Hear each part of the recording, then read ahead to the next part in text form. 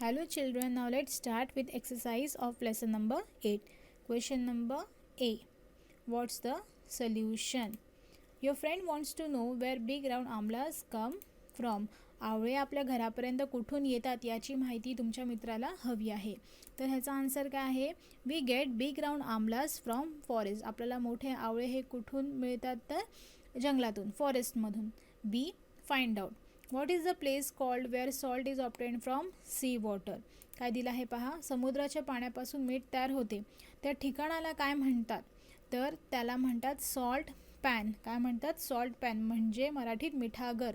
तुम्हाला चित्रात दिसत आहे, त्याला म्हणतात मिठागर. Question number 2. Potatoes and radishes grow underground. Which other bulbs and roots do we get from plants. आता बघा काय दिलं आहे. बटाटे आणि मुळा हे आपल्याला जमिनीखालून मिळतात. आता असे कोणते दुसरे वनस्पती आहेत ओके जे जमिनीखाली असतात. आता त्याने आपल्याला सांगितलं बल्ब्स आणि रूट्स यांची नावं द्या. आता बल्ब्स आणि रूट्स काय असतात? तर बल्ब्स आणि रूट्स ह्यांच्यामध्ये फरक काय आहे ते आपण पाहूया. सगळ्यात आधी तुम्हाला माहिती आहे कांदा. ओके, कांदा घ्या किंवा गाजर घ्या, हे दोन्ही मुळंच आहेत. आता कांदा जो आहे तो जमिनीखाली उगवतो आणि त्याच्यावरती जमिनीच्या वरती तुम्हाला त्याचं झाड दिसतं, म्हणजे कांद्याची पात दिसते. सेम कॅरेटचं आहे. कॅरेटसुद्धा जमिनीखाली असतं आणि त्याच्यावरती त्याचं झाड असतं. ओके, आता फरक काय आहे? बल्ब आणि रूटमध्ये फरक आहे. तर जे बल्ब असतात म्हणजे फॉर एक्झाम्पल ऑनियन दिलं आहे इथे. ऑनियन हे बल्ब आहे. तर वरती झाड, मध्ये जमिनीखाली, नंतर कांदा आणि कांद्याच्या खालून मग रूट्स आलेले असतात, मुळं आलेले असतात. आणि कॅरेटला तसं नसतं. ओके, कॅरेट स्वतःच मूळ रूट आहे. ओके, सो हे लक्षात घ्यायचं आपण difference between bulb and roots. तर आपण आन्सर बघूया. बल्ब्समध्ये आहे ऑनियन अँड गार्लिक. ऑनियनच्या खाली बघा, ऑनियन आणि गार्लिक दोघांच्या खाली मुळं असतात. आणि रूट्समध्ये काय दिलं तर कॅरेट, टर्निप ज्याला सलगम म्हणतात मराठीमध्ये, तुम्हाला दिसत असेल चित्रामध्ये, आणि बीटरूट. ओके, हे जमिनीच्या खाली असतात आणि ह्यांच्यावरती प्लांट असतं आणि ह्यांना खाली मुळं नसतात, हे स्वतःच रूट्स असतात. ओके, तर हा डिफरन्स आहे बल्ब आणि रूट्समध्ये. थर्ड, व्हॉट इज अ कणगी. For what purpose do farmers use it. कणगी काय असतं आणि कणगी शेतकरी का वापरतात, कशासाठी यूज करतात? तर कणगी is use by farmers to store grains and to protect grains from rat, mice and pest. बघा, कणगी हे शेतकरी कशासाठी वापर करतात? तर ग्रेन स्टोअर करायला, म्हणजे धान्य साठवून ठेवण्यासाठी शेतकरी कणगीचा वापर करतात. आणि त्यामुळे त्या कणगीमध्ये धान्य स्टोअर केल्यानंतर त्या धान्यांचं उंदरांपासून, मोठ्या घुशीपासून आणि कीटकांपासून त्यांचं रक्षण होतं. ओके, तुम्हाला चित्रात दिसत आहे कणगी. Fourth, for what does a farmer use and implement called a tifan. शेतकरी तिफण नावाचा अवजार कशासाठी वापरतात? तर tifan is use by farmers to plough the field. Okay, तिफण हे जे अवजार आहे ते शेतकरी शेती नांगरण्यासाठी वापरतो. Then fifth one, which ingredients are required for making a lemon sharbat. From where are these ingredients obtain. आता लेमन शरबत बनवण्यासाठी, लिंबूचं शरबत बनवण्यासाठी कोणकोणते इन्ग्रेडियंट्स लागतात आणि ते आपल्याला कुठून मिळतात? तर आपण त्याचा आन्सर पाहूया. We use sugar, salt, water and lemon to make sharbat. We get salt from salt pan. We get water from water tank of a area. We get lemon from field and sugar from sugar cane which is grown in field. काय दिले पहा. आपल्याला शरबत बनवण्यासाठी काय लागतं? तर साखर, सॉल्ट, मीठ, पाणी आणि लिंबू. आता पहिले बघूया आपल्याला सॉल्ट कुठून मिळतं. तर सॉल्ट आपण आताच पाहिलं, सॉल्ट आपल्याला मिळतं मिठागरपासून, म्हणजे सॉल्ट पॅनपासून. वॉटर आपल्याला कुठून मिळतं? तर आपल्या एरियामध्ये जी पाण्याची टाकी असते तिथून आपल्याला वॉटर येतं आपल्या घरी. देन लेमन कुठून मिळतं? तर शेतातून, त्याची शेती केली जाते. अँड देन शुगर कुठून मिळतं? तर शुगर केनमधून, आणि शुगर केन म्हणजे ऊस, ज्याची शेती केली जाते. D, answer in brief. How is field prepared for sowing. पेरणीसाठी शेताची तयारी कशा पद्धतीने करतात हा प्रश्न विचारला आहे.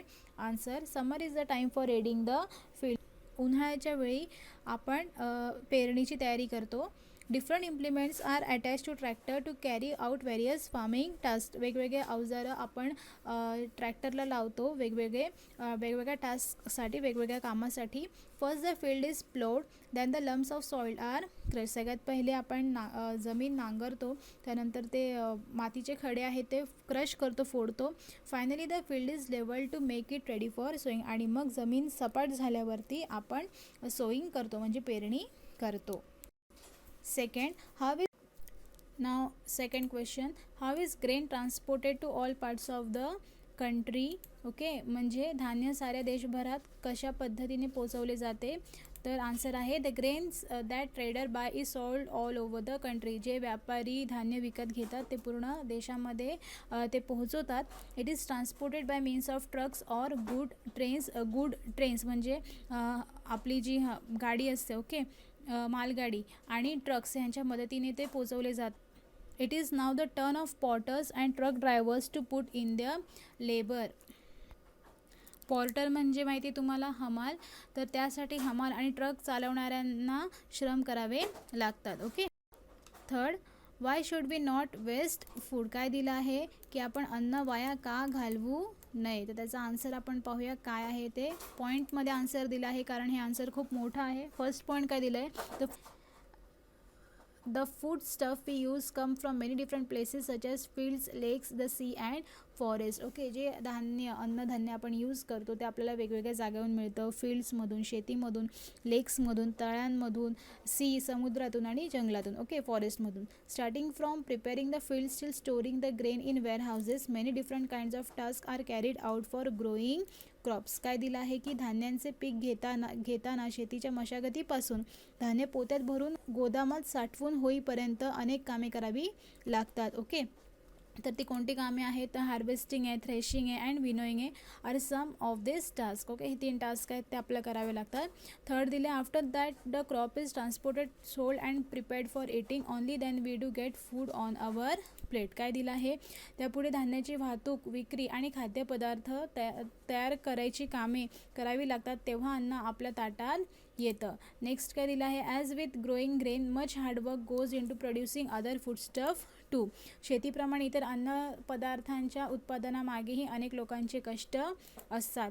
And therefore we must take care that food is not wasted. आणि म्हणून आपण काळजी घेतली पाहिजे की अन्नाची नासाडी होऊ नये. Question number 4, what are the tasks that are carried out to make a bhakri after the grain has been brought into the house. घरात धान्य आणल्यानंतर भाकरी बनवण्यासाठी काय काय करावे लागते, तर आपण आन्सर पाहूया. The grain purchased from the market is first sorted, that is it is clean, all stones and rubbish are remove. काय सांगितलं आहे, धान्य घरात आणल्यानंतर फर्स्ट ते सॉर्ट केले जातात. सॉर्ट केले म्हणजे काय, तर ते वेगळे केले जातात. कशापासून वेगळे केले जातात, काही कचरा असेल, खडे असतील, ओके, तर ते त्या धान्यातून वेगळे केले जातं. इथे IE म्हणजे काय मुलांनो, तर IEला कसं वाचायचं, तर that is, THAT, that IS is, ह्याला शॉर्टमध्ये कसं लिहितात, IE. Okay, that is. Then the grain are milled into flour. आणि त्यानंतर त्या धान्याला दळायला द्यायचं. The flour is kneaded into lump. आणि मग आपण काय करतो की त्या पिठाला मळून घेतो आणि त्याचे गोळे करतो. The lumps are then flatten into bhakri and roasted. आणि मग त्याला आपण थापतो आणि त्याची भाकरी तयार करतो आणि त्याला रोस्ट करतो म्हणजे भाजतो. This are task carried out to make a bhakri. हे सगळे टास्क आहेत आणि मगच आपल्याला भाकरी मिळते. Okay. C. Fill in the blanks. First, when the soil becomes hot and dash, the crop is sown. Answer आहे humid means दमट. Second, the grain is separated from the ears by a process called dash. Answer आहे threshing. ज्या प्रोसेसने आपण कणसापासून दाणे वेगळं करतो त्या प्रोसेसला म्हणतात थ्रेशिंग.